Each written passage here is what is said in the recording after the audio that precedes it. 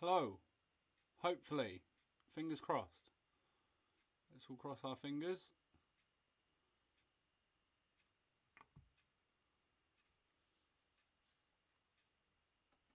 It seems this is the longest we've lasted so far, so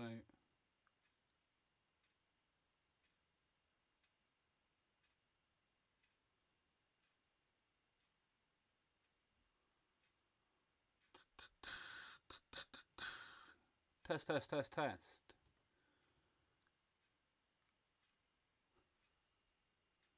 Let me check everything is connected correctly. Yeah. Cool. So, let's just go quick. I'll announce this. If it dies, it dies, and we'll just see. So, this little print here is by a designer named Hokke. In and around the time of Hiroshige Hokusai. As you can see, it's a nice cute little owl. And this will be the print that is going to close off the Patreon subscription series for the 12 months, the past 12 months, and then we'll be starting onto the Yoshitoshi series.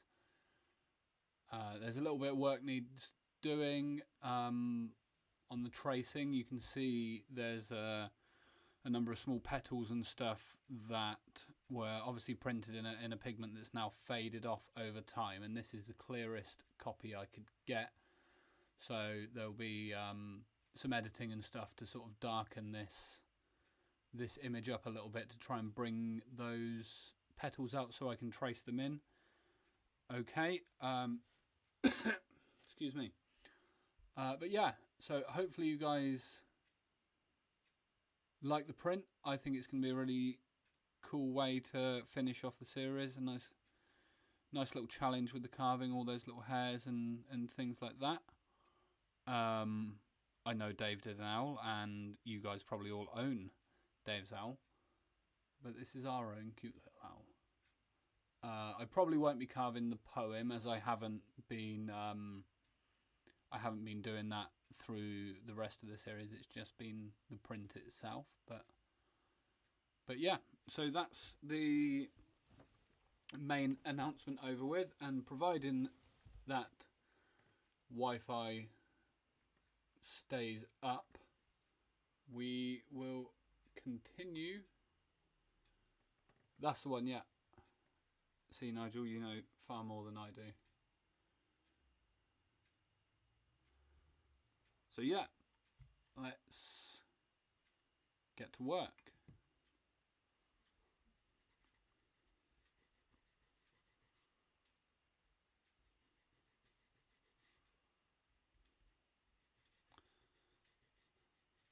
How's everyone been anyway?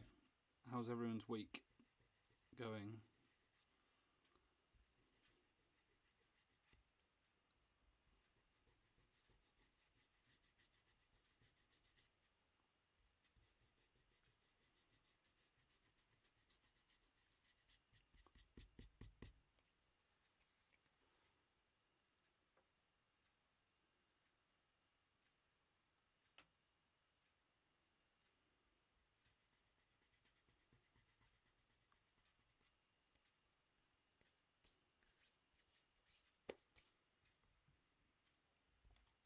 Okay, let's get going. Coming through these crabs and stuff. I do apologise again, I haven't been able to clear out the other area. I've been pretty slammed trying to get all of the colour blocks and stuff done for Jed's print, and setting up the tracing and things for this this new Patreon design and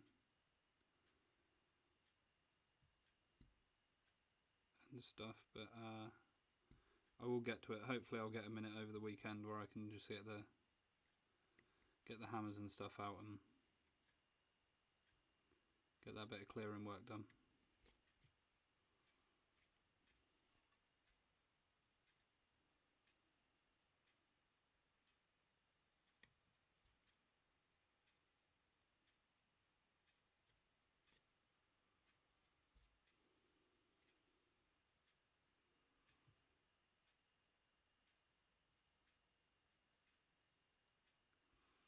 With the Patreon print, I was rather torn. I was searching for a really good Meiji print, or even later. All the examples, all the potential prints I found were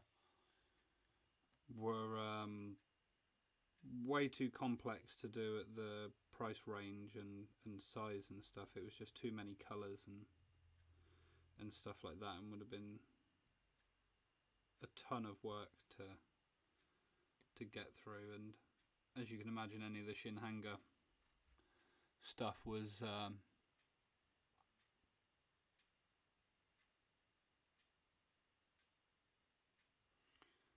pile of crabs. So I believe this is partially digital, partially brushed. I would say, looking at the crabs, that they are digital, and I know for a fact that all the rocks and stuff are brushed. But when Judd does brush work, I'm not 100% sure about digital, but when he does brush work, he works at about 400% of the original size of the size that the print will be. This file, when he sent it to me, the original file is about 40 centimeters, 41 centimeters tall, or something like that. And then this print is the same size as the Patreon prints that you guys would receive, so it shrinks down quite a lot. And it's not there's not a crazy amount of detail in these crabs. It's all just sort of a lot of turning and twisting and moving the block around and stuff.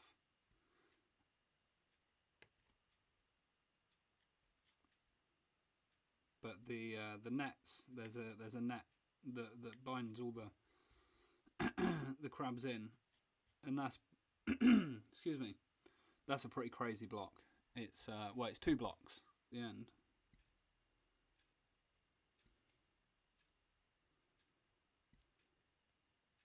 But carving stuff like this is more, it's more time consuming than it is really complicated, if that makes sense. Just because there's so many little, like the crabs have little like spikes and there's sort of little wiggly bits and things like that, and you have to sort of stop and start, and you can never really get one full crab done at a time. So you see there, I've had to stop on this section because if I carve the outside of this line, then it's going to make it harder for me to carve the inside, so I need to stop, carve all the inside of this claw, then I can continue around this section here.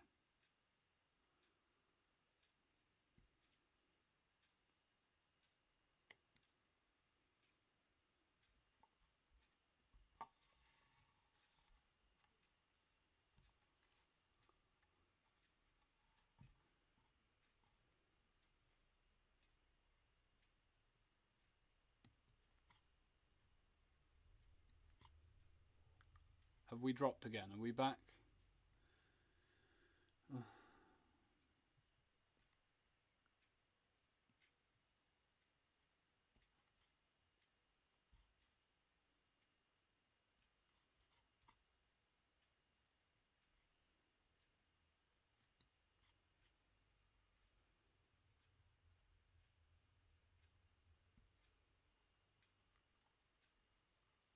Are we back? Someone can let me know.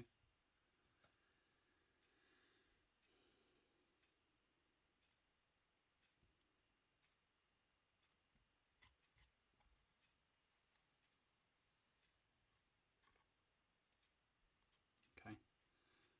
I keep getting disconnected notifications on the stream.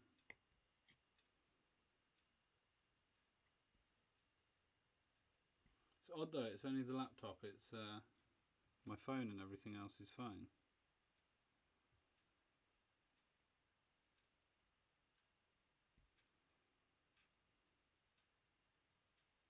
don't know if there's like a bandwidth limit being reached in the house or something, I don't know.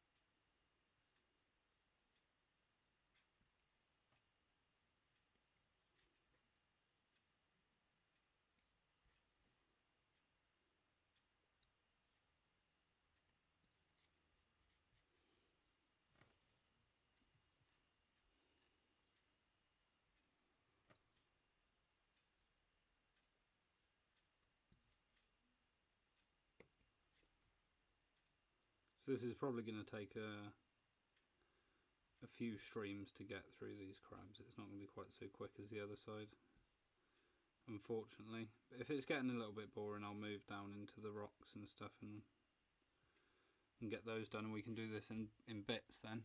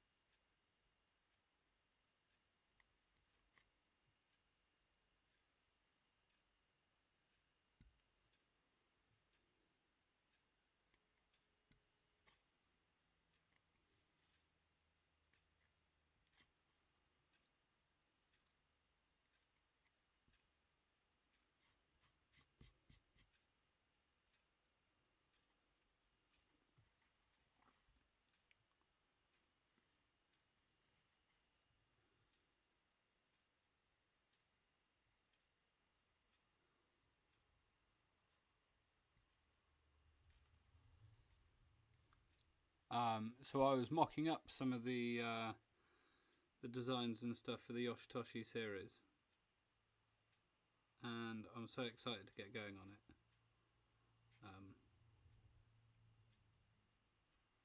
It's going to be a little bit of a challenge to sort of create really interesting compositions, sort of cropping in on the faces and stuff. But there's some really interesting prints in the collection. So there's not going to be any struggle in choosing which designs to do. But I think I'll probably pick the entire set. There is one print that has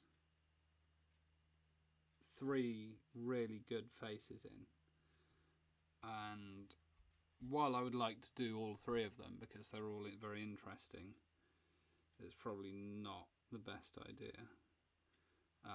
So most likely I will do 2 of them because it has quite a good variety in expressions and the types of carving. But I don't think it'd be wise to do all 3 of them.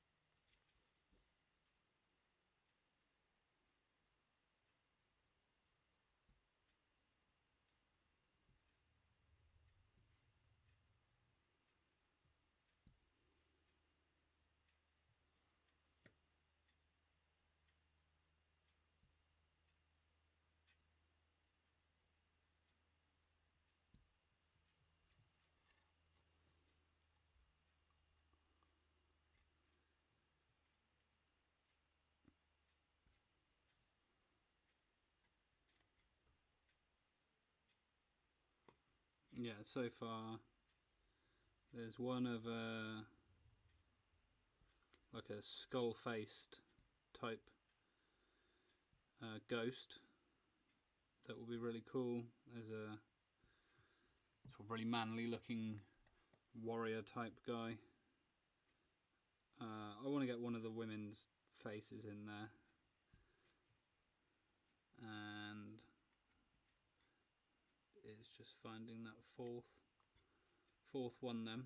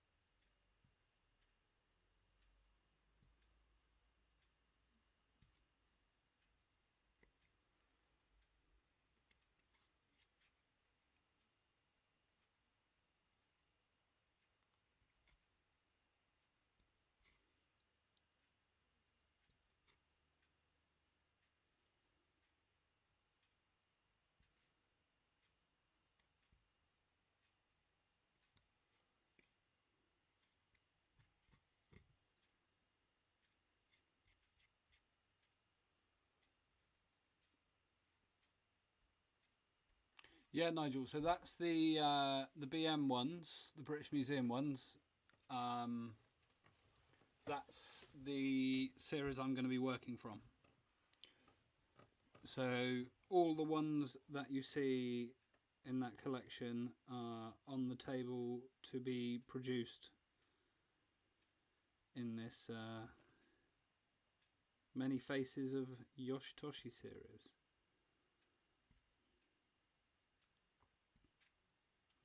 What could be a good name for the series? I was thinking The Many Faces of Yoshitoshi. Or perhaps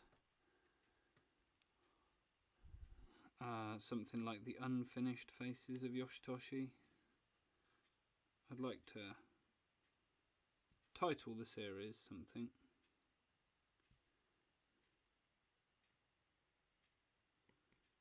Do you guys have any suggestions?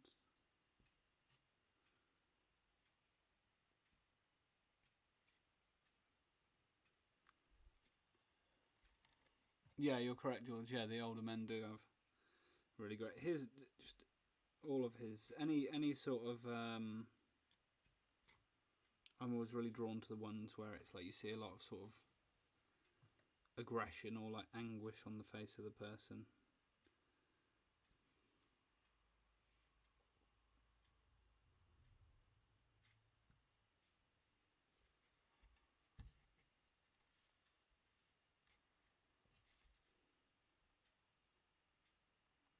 My apologies, I'm not. I was barely zoomed in there.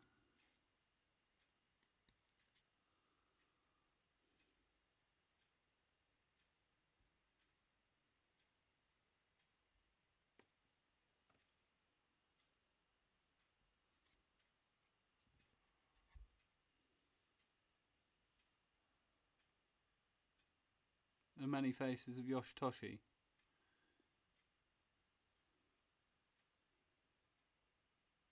I quite like that one.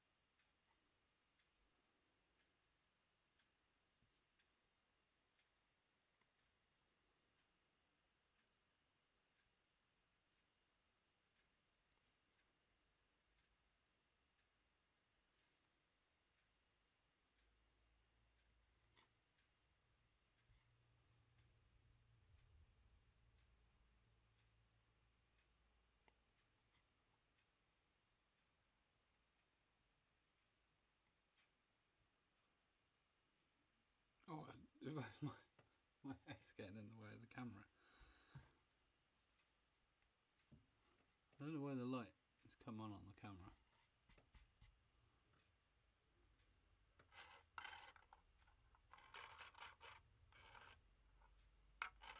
Okay, I guess we have a light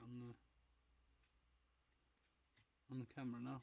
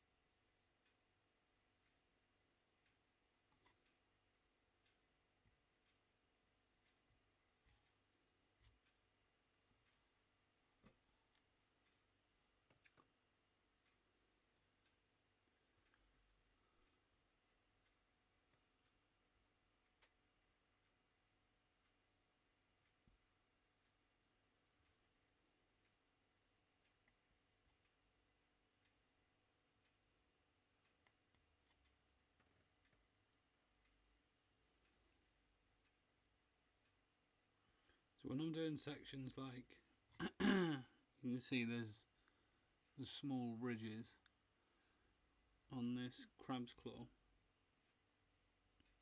I like to just do it as small triangles. Just pop each section out.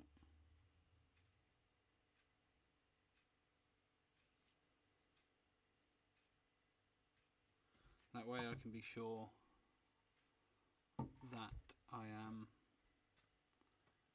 hitting every sort of ridge that I need to.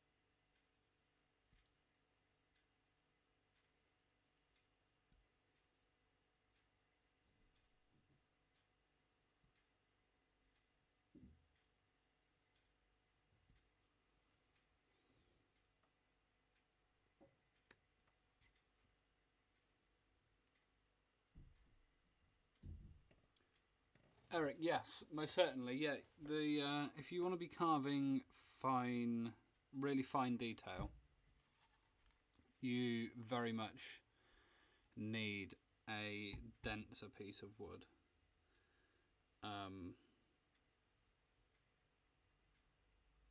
Without that, it's so what you would call a softer piece of wood will hold, of cherry, will hold a line as fine as this.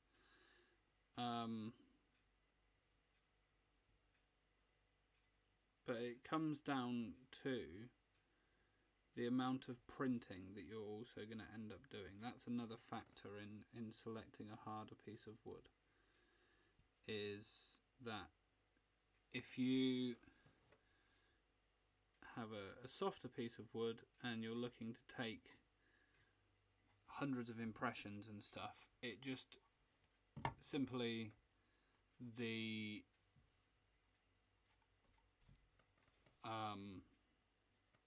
wood won't last. You're carving such fine lines and then you're pressing down with a baron and brushing pigment and stuff over it.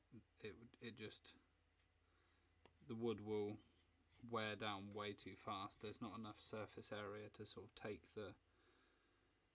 the punishment that you're sort of dishing out onto it. But yeah, most certainly to carve a fine line and for it to stay and hold, you will need a harder piece of wood. Also, another factor is with softer wood. So you can see I'm not carving on if I hold the knife here, when I'm carving, I'm not carving upright at a 90-degree angle. I'm holding it slightly down, maybe sometimes even further. So when I'm carving on an angle like that, there's pressure. There's no pressure being exerted here by the steel on the wood, but on this side of the line, let me draw a line quick.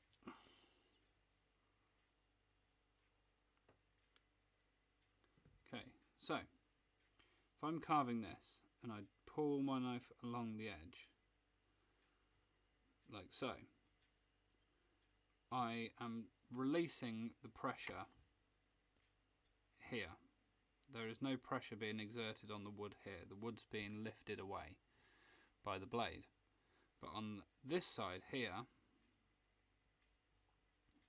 there is pressure being exerted by the back edge of the blade down into the wood, and it will very slightly compress the fibres of the wood. Now with a harder piece of cherry, that sort of pressure is lessened because the wood is a lot harder, so it can't be compressed as easily by the pressure of the knife blade. Whereas if the wood is softer, it will compress it slightly.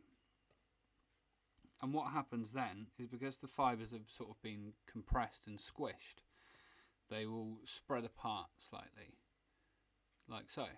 So when you come to printing time and you wet the block and you're brushing your pigment over, those lines will swell very slightly, and that will mean that can throw registration off quite a lot. But the main thing that you will end up doing is going back in and re-trimming lines. So re-carving areas, coming in and trimming them down and slimming them up and stuff, in an effort to reduce, to sort of counteract the amount of swelling that has occurred through the sort of pressure exerted. And there are ways that you can alleviate that. If you were to have a really, really, really fine line, then you'll do what's called waste carving. So say this again here is a very fine line. Before I come to actually carve it, so we'll draw another line here. So if we take this line here, for example, let's imagine that this is a really, really fine line. What I can do is I can actually come in and put a clearing cut in on the edge of this line here. So you come down the edge, not touching the line itself, but sort of running as you would if I were to just clear that out there. Then that's alleviated some of the pressure that's going to be put down on the line. So when you come to carve, all you're doing is just taking that slither of wood out with no pressure being exerted down onto this edge here.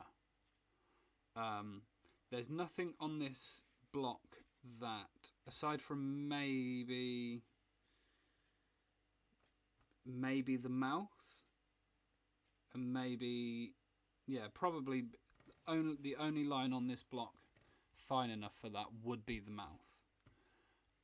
You will see Dave do things like that quite a lot when he's working, because there could be, especially when he's working on reproduction prints and things like that, like the woman with the chrysanthemum and stuff, for example. He would have almost definitely put those small clearing cuts in to the block as he was working, because the lines and stuff that he's working with are so fine and so small. So there are ways to get around that, but ideally you want a very hard piece of wood.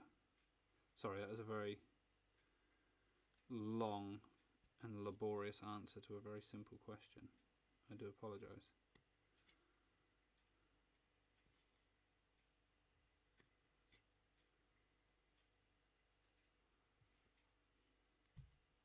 Plus, you guys watch Dave all the time, so you probably already knew that.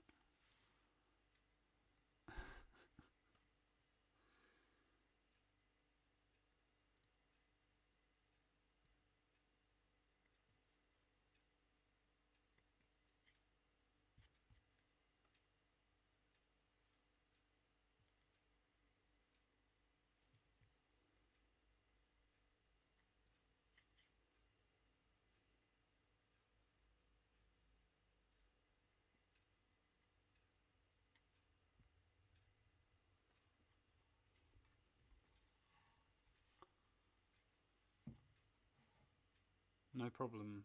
No problem, Eric. Hopefully it wasn't too boring. Too rambly.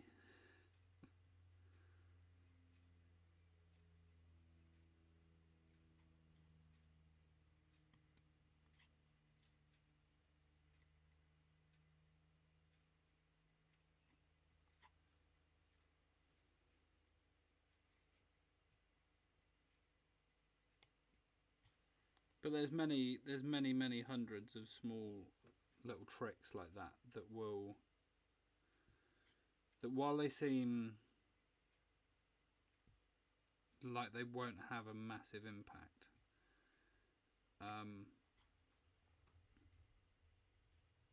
and you certainly might not see that if you're sort of carving your first print or first couple of prints and stuff.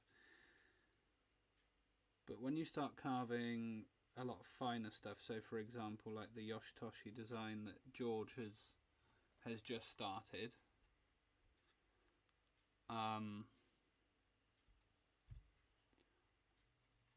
there's many those types of things, those types of sort of little tricks and tips will greatly improve your satisfaction with your carving at the end of the end of the process.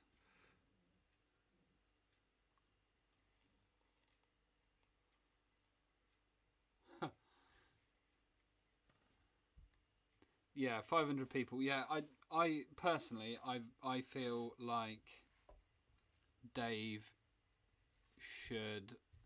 I feel like he is at a point now where he could ask people to subscribe, and they would do it quite happily. I would personally, I would pay the, what is it, $5 a month to subscribe to Dave's channel, and if I was him, I would have it in subscription only mode, so only subscribers can post in chat, and it would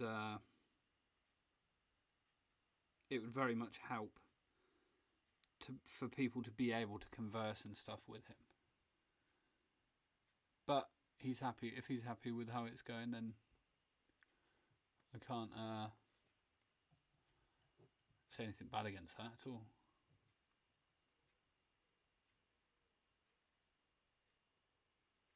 Yeah, so my advice, Eric, if you're using softer wood, these types of um, sort of more expressive lines and things like that. So you see in the rocks and things here. Carve these types of cool things, nice flowy brush strokes and things like that, and where you've got cool twists and turns, and like sort of practice getting those clearing cuts and things in. And it's a good habit to get into, because you're going to be making that cut anyway, and it's a good habit to get into.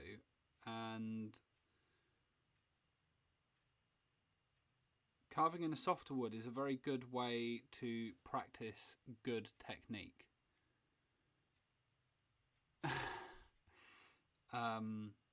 Yeah, you can practice very good technique. On a harder wood, it's a lot less forgiving. It's certainly not something to be scared of. But if you're, say, if I zoom right out, say you've got a circle and you're really looking to, you're sort of putting a lot of strain on that blade and working a really big arc, especially when you're coming in this way and you're sort of almost, your elbow sort of kicked all the way out there, you really are putting quite a lot of pressure on the knife. And it's very easy to snap it in a harder piece of wood. Obviously you can still snap it in a softer piece of wood because it's cherry and it's a harder wood. But sort of really dialing technique on maybe a softer piece of cherry is going to massively benefit you in the long run, because you're going to carry those good habits over to your nice harder blocks, and you won't experience as much frustration in terms of knife breakage and things like that. He's a terrible capitalist. I know, Dave.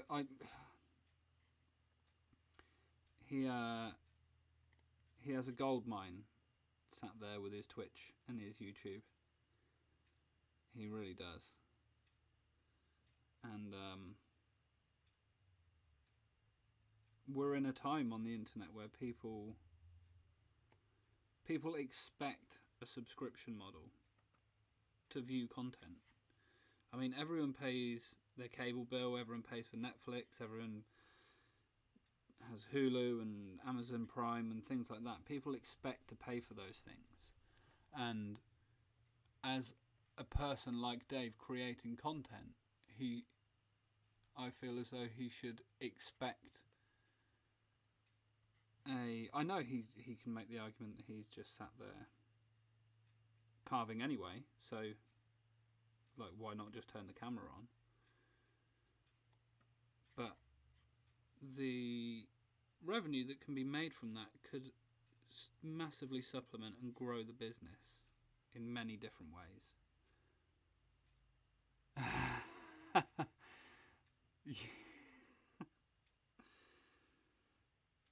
And it's not just about I need money, it's about creative ways of building revenue streams through the business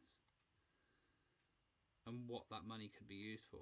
So the Patreon, for example, the Patreon's a perfect example of that, of their money paid for Cameron to come in, and Cameron is doing a fantastic job, and it's helped them grow that business and take the stress and the strain away from Dave's bench and allow him a little bit more balance in what he's doing. And he doesn't even need to do it on Twitch, but the YouTube, definitely, by just allowing monetization. Everyone watches YouTube videos with 5-second ads on, and no one cares. If you really care that much, you'd already have an ad blocker in place anyway, so it wouldn't make a difference. But the business really could be expanded in those resources could pay for wood and paper and stuff, and then in turn those other resources and things can go into staff training, and it would almost definitely helped to alleviate some of the pressures that not having the shop open for the past year has created.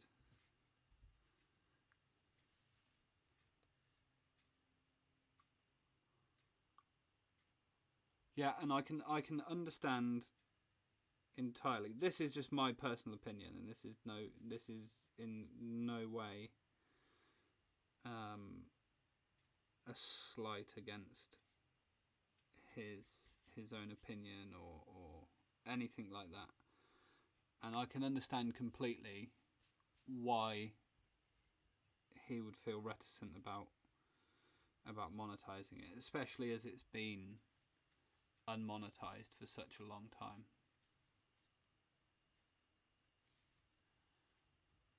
So I can completely understand why he wouldn't want to go down that path. But that's just my personal opinion.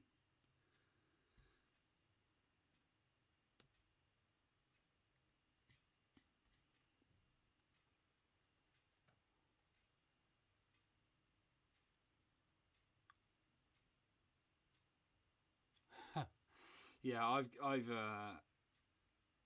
haven't even tried getting on that waiting list.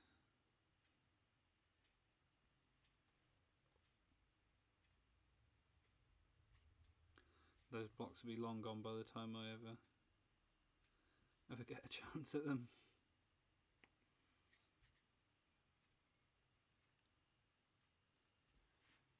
Yeah, I understand that his personal requirements for money are minimal, but the requirements to train and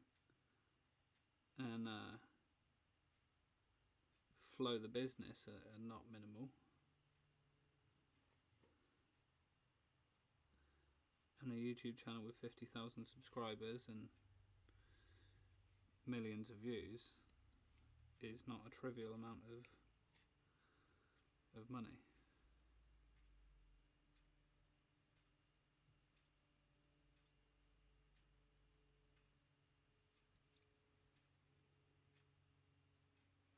But it does then create a pressure to consistently produce content.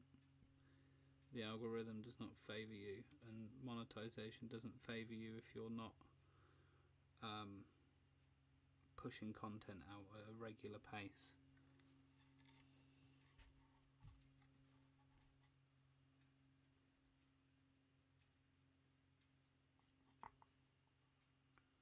Keep losing my spot.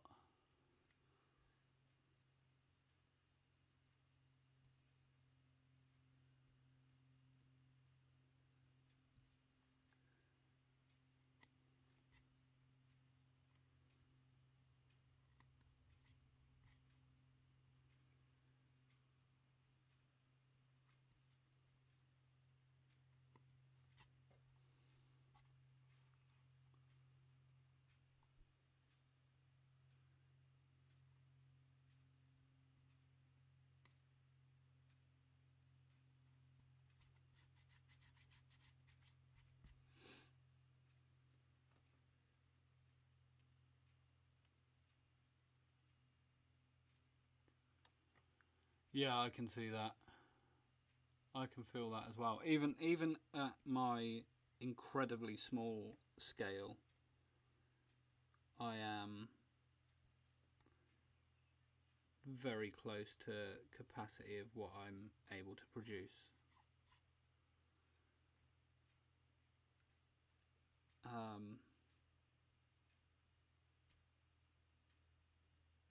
And there's no option to hire or find people over here that want to do this. And there's no money to do that. I don't have the money to do such a thing either. So I can completely understand that point of view. He's obviously looking at that from a wildly larger scale than I. But sometimes I have days where I feel like I've done a million things and achieved nothing.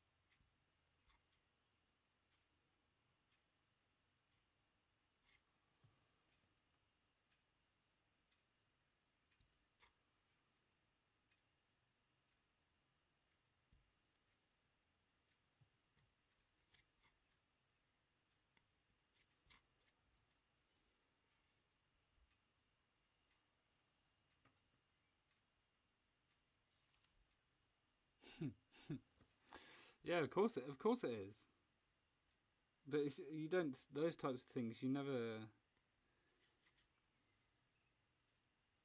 thinking about that, are you? You're just thinking about keeping your head above water and keep going, keep going, keep going, and you're sort of always on the grind of work, work, work, work, work.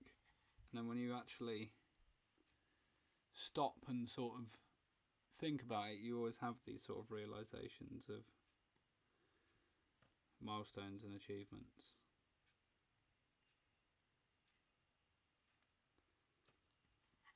Right.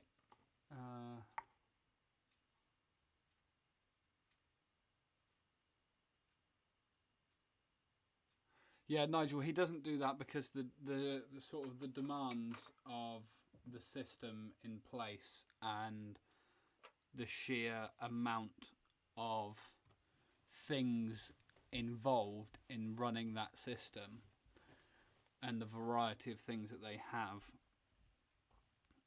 it would be a case of doing it himself, or which he has done very well, or paying a company to do so, which would be astronomically expensive. The system that they've got in place and stuff is